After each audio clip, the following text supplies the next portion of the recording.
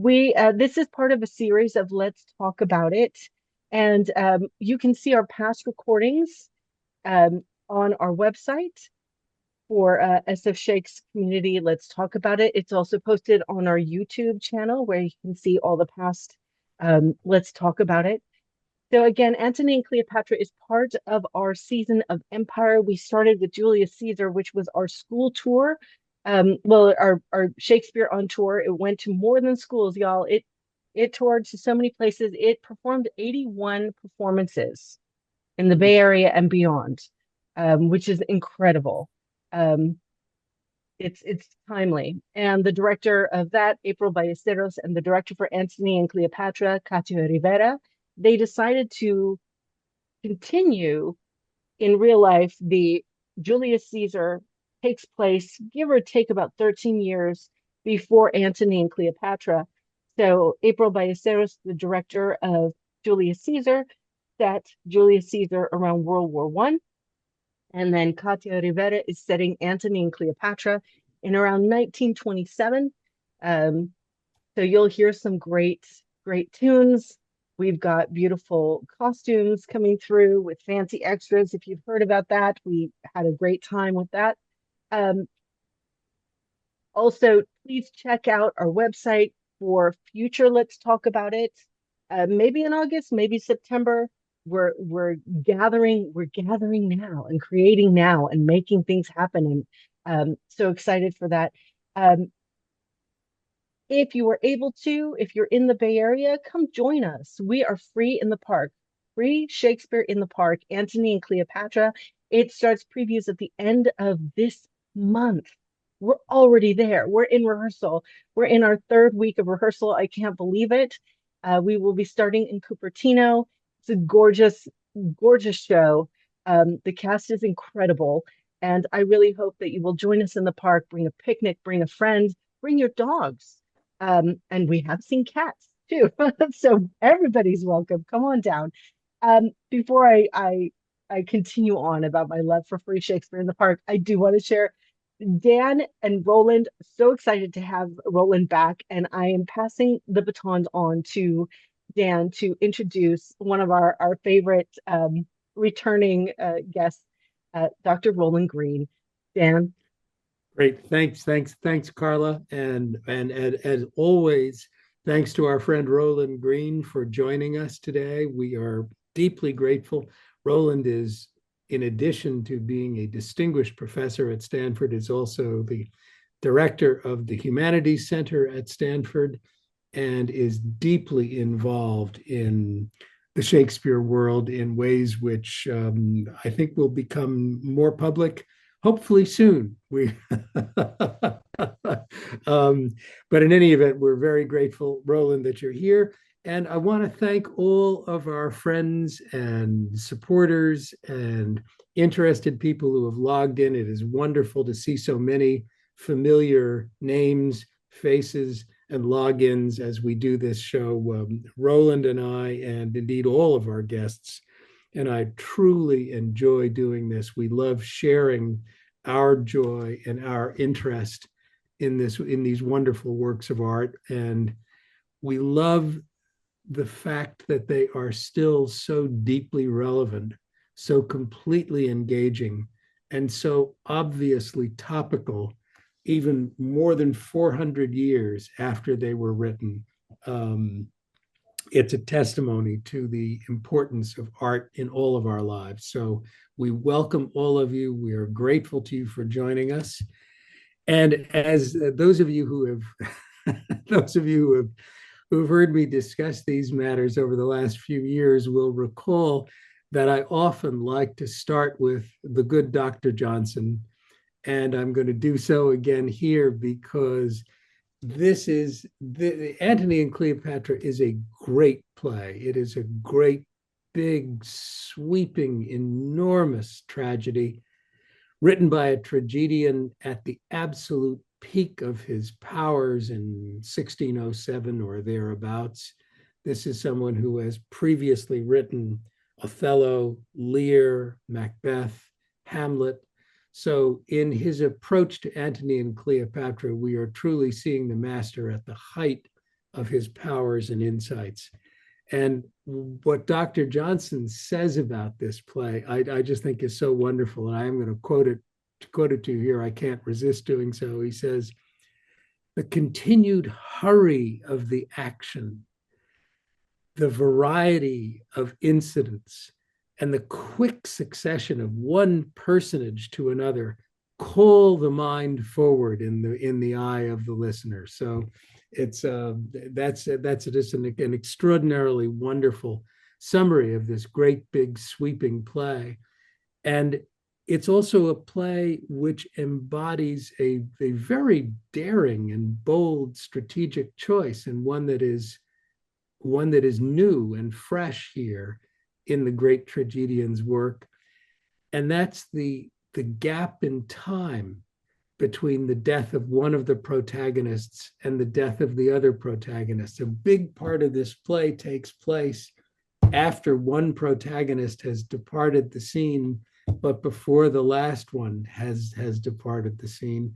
That's a huge change in it's not only a departure from the nominal Aristotelian unities, it's a big change in the way Shakespeare approached writing and the structure of his tragedies, which we touched on in some deeper degree with the wonderful Dr. Louis Duthat last time. But I thought before we jump in, when Roland and I were talking about how we wanted to present some ideas and thoughts and share them with you, we usually come up with a sort of a little agenda which we like to share in advance, and then we'll start our back and forth discussion. And here in some of the points that seem to be truly important here are, first, this idea of the daring structure of the temporal gap between the deaths of Antony and Cleopatra, and what that means, what we can read in that, how that is both meaningful and used by the writer here. And then Roland and I were both deeply focused on the question of the complexities of the relationship between Antony and Cleopatra, who these people are, how they relate to each other, how they relate to the rest of the world. And we're going to spend some time talking about that. And then the third thing that we thought was really worth a deeper dive for us is Cleopatra's extraordinary political acumen, the ways in which it far exceeds Antony's. In fact, in many of these scenes, Antony's giving her bad advice, and Cleopatra's basically just talking over him without paying the slightest bit of attention to what he is saying. And the way in which the end of this tragedy in some ways embodies an extraordinarily acute, astute, and morally disciplined political set of insights on Cleopatra's part. And then finally, we thought it was interesting to spend a little time talking about Octavius / Augustus. And in a sense, sort of it's a prefiguration of what we would regard as the private equity CEO in our present time, in our present world. And it's a fascinating backdrop to the looming ghost-like presence of the long dead Julius Caesar in this as well. So those were some of the things that Roland and I have been kicking around and wanted to talk about a little bit. And I wanted to start by asking Roland some of his thoughts about this idea of the structure in which the deaths of the two protagonists are widely separated, and the way in which Shakespeare works on that. So let me kick this over to our truly distinguished guest, Roland Greene. Thanks, Dan. It's always such a pleasure to have these conversations with you and to join your audience on these occasions. So thank you for inviting me again.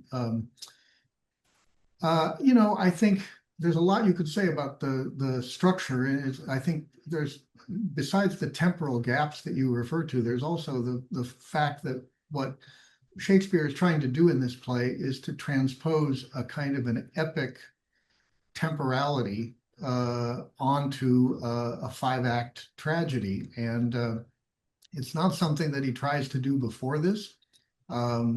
His other tragedies are, and by the way, we should say this and Coriolanus are probably his last tragedies. So at this point, around 1607, 1608, he has a lot of experience with different kinds of structures that can be converted into tragedy, whether it's a chronicle structure as in King Lear, or it's a structure of a kind of romance tale as in Romeo and Juliet. But here he's really, because of the subject matter and because his main source, which is North's translation of the life of Antony from Plutarch's Life of Antony, and because the subject matter coincides with the subject matter of Virgil's Aeneid, so that you notice that Antony more than once compares himself to Aeneas, to the hero of the Aeneid. We're witnessing, although we're distracted by the interpersonal part of this play, what we're really witnessing is the transition from the Roman Republic to the Roman Empire, and the fact that at the end of this, the person on the throne, Octavius, who will become Augustus Caesar, is the person who will bring the Roman Empire into being. And incidentally, we might as well mention, since Augustus, that is Octavius in the play, looms so large, is that we're also witnessing without anybody acknowledging it, we're witnessing the very end of the pagan era, because Jesus Christ will be born during Augustus's reign. So there's a sense that what Shakespeare is trying to do here is to transpose the epic temporality of something like the Aeneid onto a play. And that occasions a lot of transposals, a lot of gaps and a lot of forcing things together for dramatic purposes that in a more sprawling kind of work would have unfolded over many chapters, and trying to convey a sense of a kind of, last days kind of atmosphere as a historical era is winding down. How do you tell a story like that? Well, if it occupies too much plot time, it loses its impact. And so what he opts to do is to create these kind of conflations, historical conflations for dramatic purposes, and at the same time open up the story so that we are constantly moving between far-flung locations and right. Alternating between Rome and Alexandria. So it's, in a way, it's temporally compressed and geographically dispersed, and all of that really has to do, I think, in my opinion, with his attempt to squeeze an epic into a tragedy. That's so interesting, Roland. That's such an insightful comment, and it's fascinating that what Johnson was saying, which is basically, his skill. I've always loved George Bernard Shaw's description of Shakespeare, one playwright to another, as the wily William.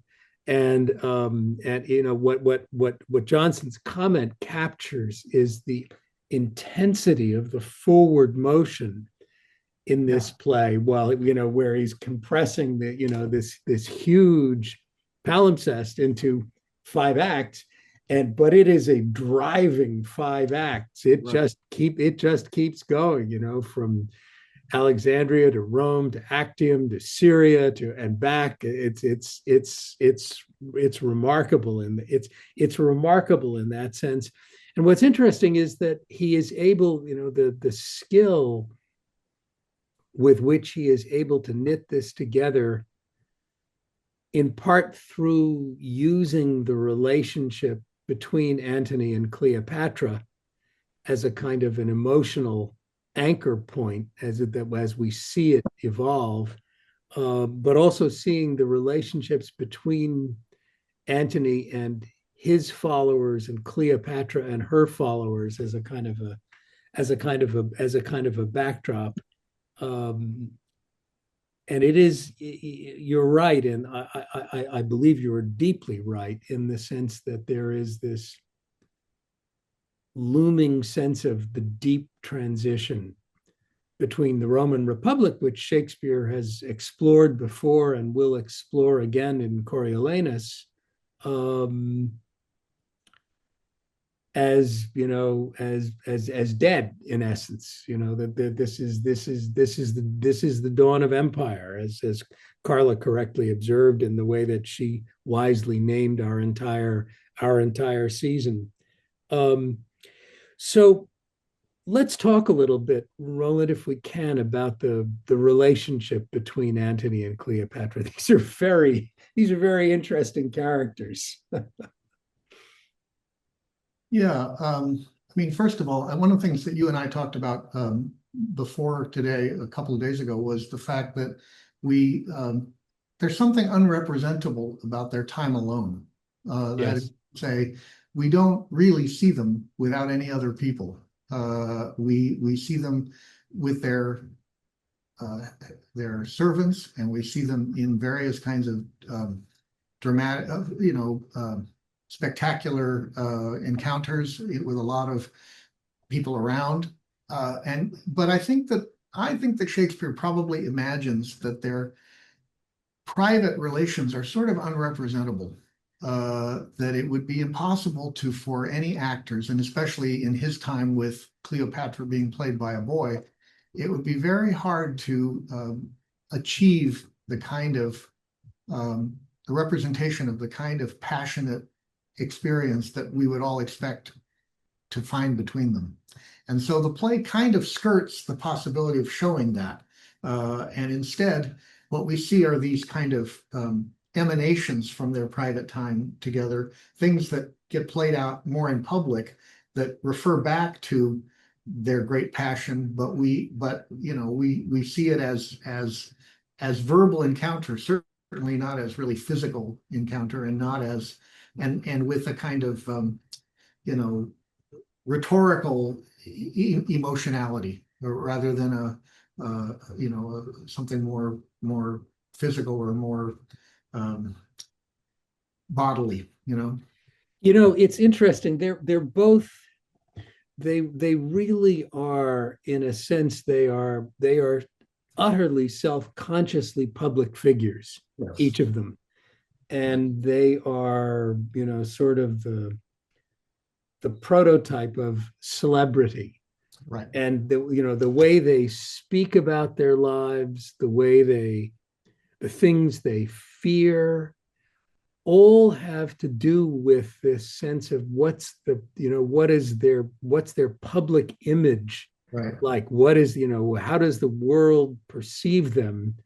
Rather than it's a very interesting point that you're making, that we don't really see the two of them together, and we never see the two of them speaking to each other in the truly private voice that any deep emotional relationship like that must have entailed at some level. I mean, one thing that's always been very clear to me is that, in my reading at least, and this is perhaps idiosyncratic, but in my reading at least, this is Cleopatra's play. Antony is the wreck of a formerly great Roman general and procurator and provincial governor at the time that we see him. He is truly a fallen soul, and in some ways, there's almost this elegiac tone on the part of his retainers like Enobarbus and others about what Antony used to be back when Antony was Antony. That's not true, or it does never seem to me to be true about Cleopatra. You know, she may be a self-conscious celebrity, but it is a celebrity with enormous depth and pride of purpose in ways that are just not so about Antony. He's the Antony that, you know, he's like the ghost of Antony, um, rather than his real embodiment at this point. Yeah, well, something about each one of them. So Antony is, I mean, first of all, you might imagine that this play could be treated almost as a kind of sequel to Julius Caesar, right? Mhm. And but this play, uh, coming after Julius Caesar historically, seems to treat itself as coming along in a moment of kind of belatedness, in which the great heroes of the past, like Julius Caesar or Pompey the Great, are no longer on the scene, and power is passing to people like Octavius, who is much more of a kind of politician than a great hero. Right. And so Antony is really the last of those figures, and the play catches him in his period of decline. As you know, he'll be the very last representative of that era who is still around. And so in a way, both Antony and Cleopatra have survived into this world that is changing around them, and they're, you know, as I said, on the threshold of the Christian era, which in the play Julius Caesar still seems far away, but here we're really right there. So Antony is this kind of holdover figure from an earlier era. Cleopatra is one of those figures that Shakespeare includes from time to time, who is already known to his audience before the play. And in that category, you might put Julius Caesar, you might put Henry V. But I think Cleopatra is the only one who is actually aware of her fame. That is, it's not only that the Jacobean audience knows her by legend, but that she knows that the people around her in the play know her by legend, and her legend is part of what she is managing over the course of the play, which is really quite different from the other figures I mentioned in the other plays, who are famous, but they're mostly oblivious to the fact that they are legendary figures. So she deploys that legend to her advantage until finally it gets to the point of her downfall. And before we finish, Dan, we should say something about the scene at the end with the snake, so that we can because Yes. that's the scene in which she manages her downfall in such a way that it's on her terms as the last survivor of an earlier era, and she wants to go out on her terms with not being subject to anybody else's spectacle, but only to her own. Well, that's okay. So I want to jump into that, because this is a very interesting idea that Roland and I have been talking about for a while, which is the extraordinary, Antony at the end is simply defeated, Yeah. and understands that, accepts its consequences in the classical Roman sense, running on the sword. But he's already, but it's not the kind of victorious suicidal gesture No. that the Roman construct contemplated for that. It's a defeated man at the end of his, at the end, he's lost. But Cleopatra, who is, and there is this fascinating dialogue going back and forth about whom to believe and whose representations are fair and accurate representations about the way Octavius will behave in the future once his victory is complete. And there's this back and forth about, is this going to be, the exhibiting of Cleopatra in chains in a Roman parade with the normal spectacle of a victorious general from the Republican era? Or is Octavius going to take the broader and wiser political perspective that Egypt as a vassal state in a Roman Empire can be treated with much greater respect and dignity, and that in fact, that display of political magnanimity is evidence of his greater power rather than evidence of weakness or an inability to carry things out to the end.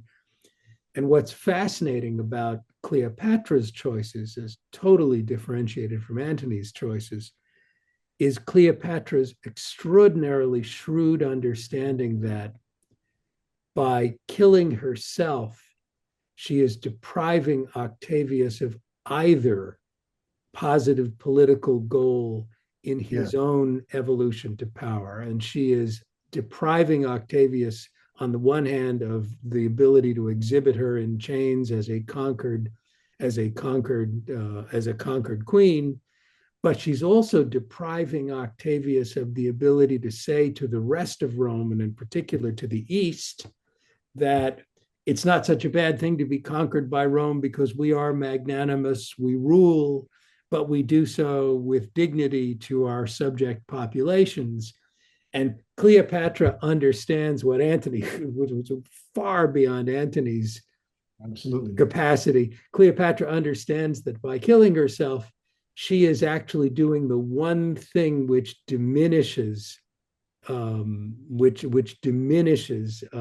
Octavius's victory in a profound way, and it's entirely within her power to do so.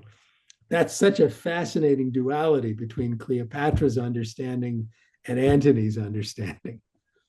Yeah, and she knows, as a politician with a certain level of sophistication, as you say, that Antony really doesn't have. She also understands that it's in her particular persona that everything she does is spectacle.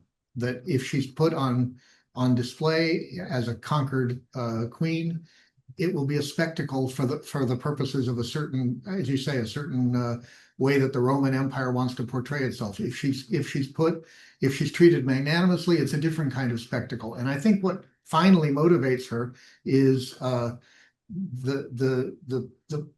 determination that if it's going to be spectacle one way or the other, and there's that memorable speech in which she says they're going to portray us on stage, ballad singers are going to sing ballads about us, they're going to kill Antony as a drunk.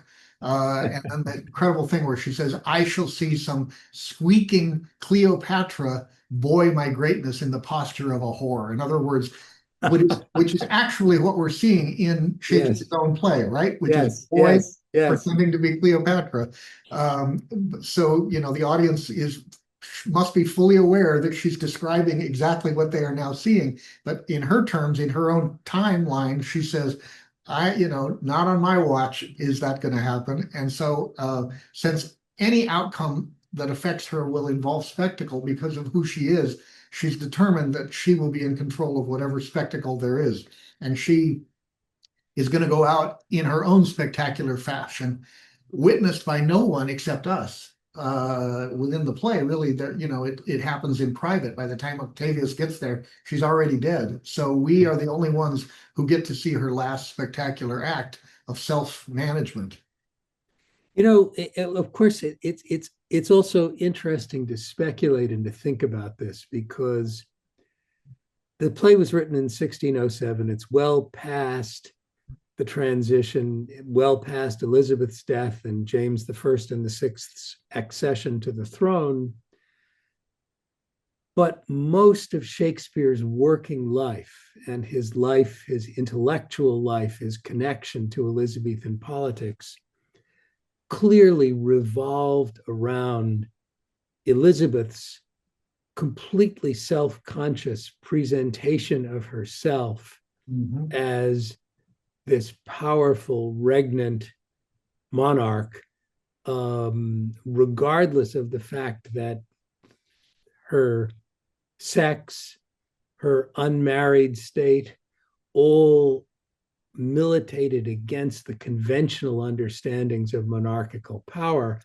But Elizabeth's clear understanding of how important publicity and being a celebrated figure in her own realm and in the rest of Europe as well was to her political power. And Shakespeare was a direct witness, not a close one. He was not a courtier, but he was a direct witness to the ways in which Elizabeth manifested power through her celebrity and through her self-conscious presentation of herself.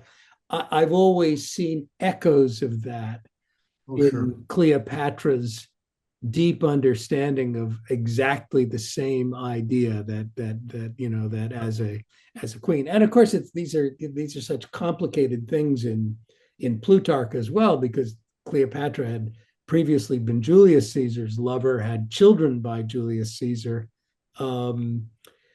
So it's hard not for me. It's hard not for me not to see parallels in exactly what you're describing about Cleopatra in Shakespeare and Shakespeare's audience's understanding of the arc of Elizabeth's life, now past, but nonetheless still omnipresent in people's thinking in 1607 in London. Yeah, in her lifetime, Elizabeth was, on the one hand, copiously represented in various portraits and tributes of various kinds, especially in the visual arts. But on stage and in literature, she is far more elusive in her own lifetime. That is, Spenser writes the Fairy Queen, and Elizabeth is the Fairy Queen, and yet she has a number of avatars in that epic, but you never really see her directly. She's always sort of on the margins of things, almost like, it's like looking at the sun. You can't look directly at her.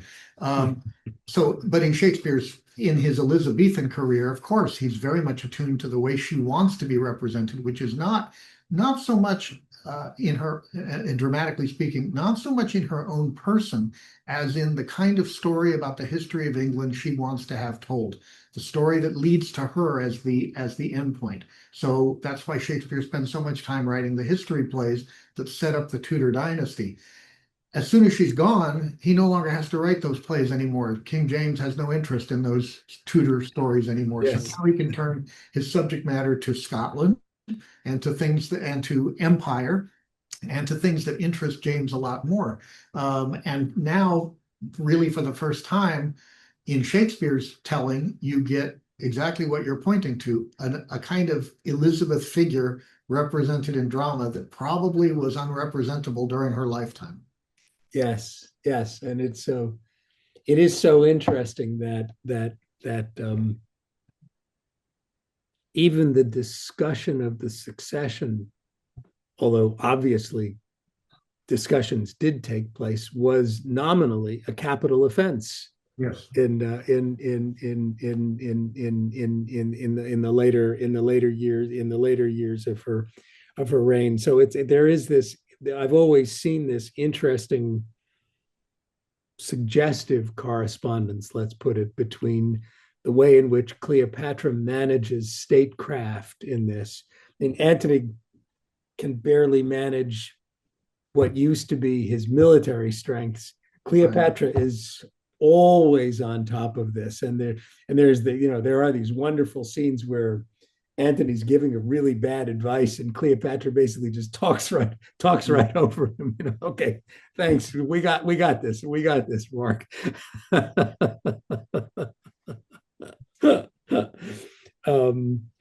But your point, Roland, is a fascinating one. I hadn't really thought of that, of the idea that Cleopatra is famous.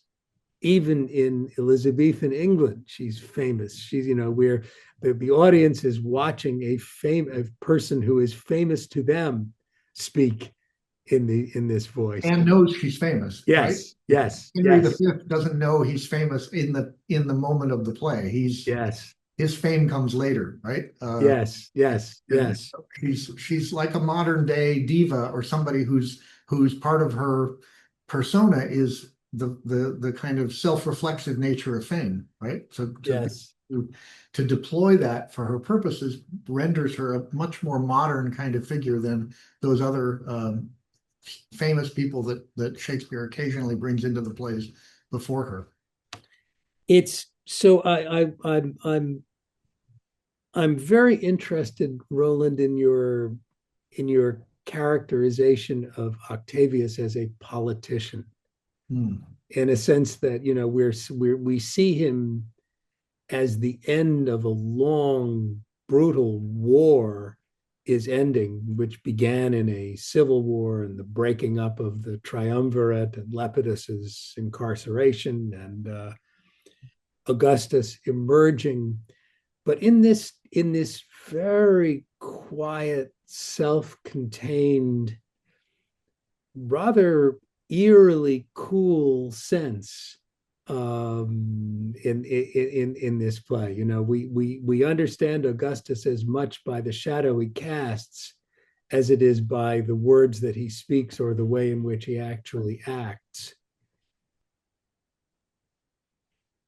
Yeah, he's in a way, if you treat this play simply as telling a political story, he is a sort of the political protagonist of the play. If you think of it as telling an affective story, a story about where our sympathies go and where our emotions are drawn, then Cleopatra is probably, and Antony to a slightly lesser degree, are those protagonists of the play. But you really only get the whole story when you see these two in counterpoint to each other. It's in a way, it's the story of how an era ends in this kind of big explosion of passion and sort of misguided self-regard, and especially kind of overwhelming erotic passion. And at the same time, going on quietly next door, how a politician figure quietly consolidates power in this situation. And those two stories in counterpoint are really the story of this play. It's your description of their relationship as deep erotic passion, which clearly it was and is, or at least it is in the reality which Shakespeare has constructed for us based on North's translation of Plutarch. Harold Bloom has, I can never subscribe to everything that Harold Bloom says or thinks, but occasionally he comes up with something which is truly profound. And what he says about the relationship between Antony and Cleopatra is quite wonderful. He says they're bored with everybody else in the play visibly, but they're not bored with each other. Whatever the nature of their relationship is, it's not boring. And yet they are, and everybody else in the whole play bores them. Yeah, yeah. It's the and there is this, and you're right, it's a very the portrayal of Octavius is I'd almost describe it as measured. It is a politician, not a war leader. We don't see him celebrating the triumph at Actium. We don't see him celebrating the victory in the sea battle. We don't see him talking about the legions he has deployed. Oh, right. It's all politics. Mm-hmm. It's all politics. And he's already, in a sense, bested the entire triumvirate in this by the time the play even opens. And it's a very good part for an actor, because it is for that very reason, because you have to suggest that all of these things are going on in the head of this character, but the outward show is very restrained, whereas the other two protagonists are obviously histrionic and give an actor a lot to chew on. But Octavius has a different kind of theatrical strength that I think it doesn't get noticed very often. Well, nobody talks about Octavius's golden barge, or the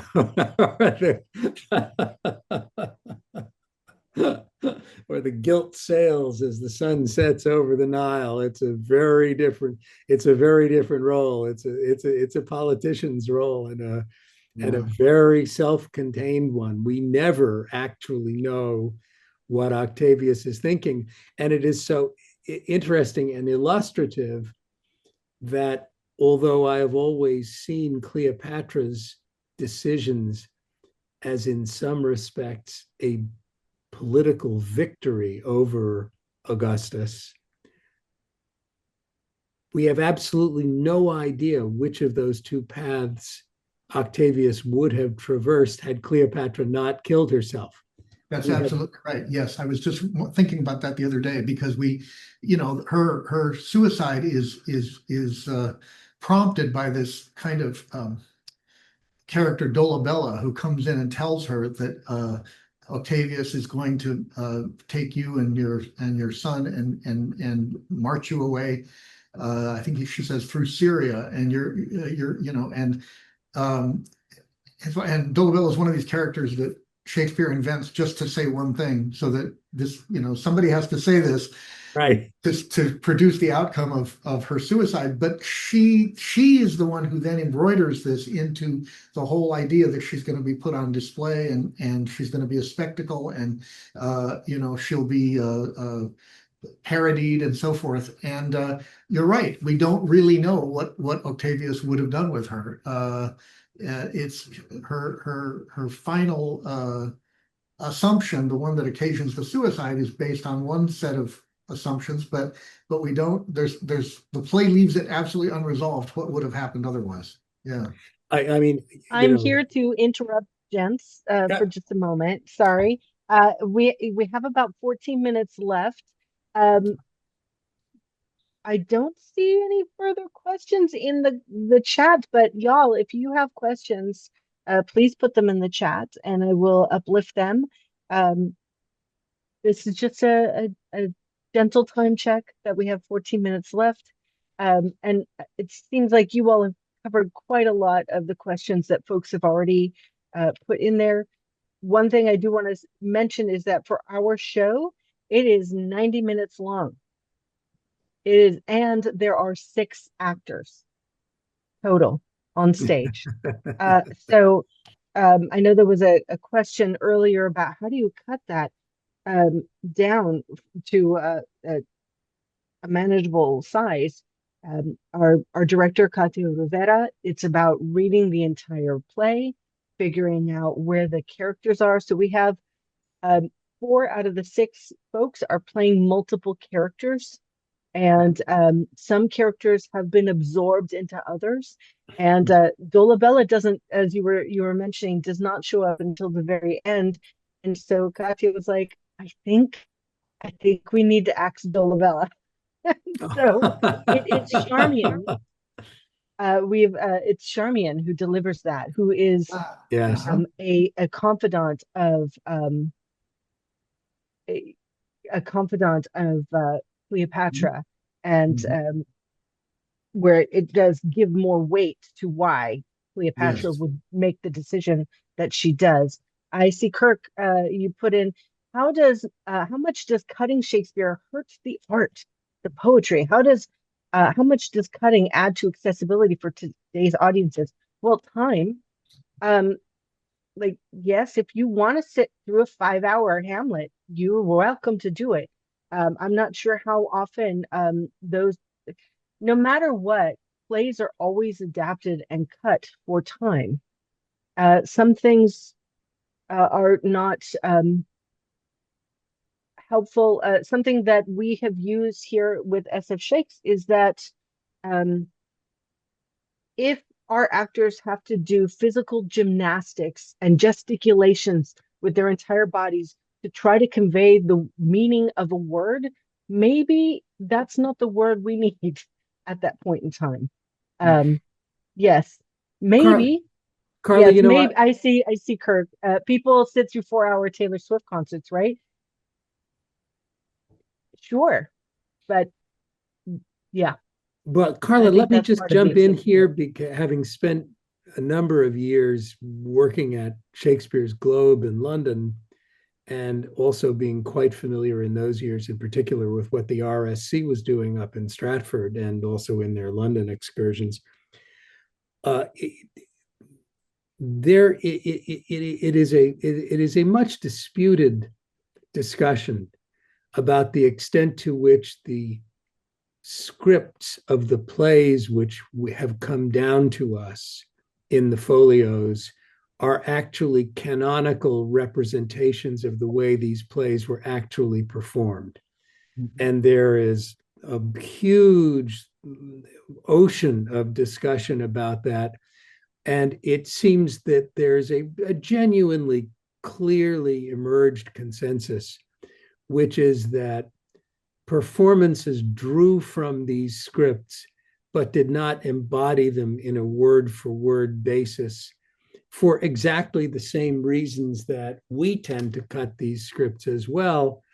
But it is, I think, in a sense, it's not an accurate reflection of what Shakespeare's own expectations as a working dramatist and as a shareholder, a sharer, as the Elizabethans would have said, in the profits of the globe, to believe that his sensibility was that every word in the script which found its way into the folios in 1623, when Hemmings and Condell first published them and thereafter, was exactly the way he wrote it to be performed, or that they were performed that way.